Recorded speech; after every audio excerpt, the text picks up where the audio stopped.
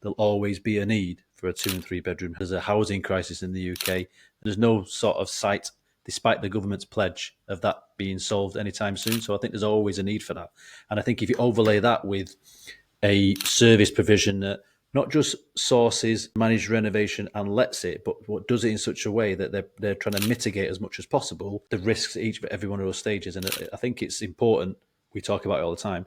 There's no such thing as a risk-free property investment, and I think if you can mitigate the risks as low as possible, then it's as close to a risk-free as you're ever going to get. And I think that's what you're talking about there. You manage everyone, one-to-one relationships, value over volume throughout the whole process, and it ends up from a conversation is I want to invest and buy a property, holding people's hands all the way through to there's your tenant, there's your ASTs, and they're there for however many years that you manage to do that.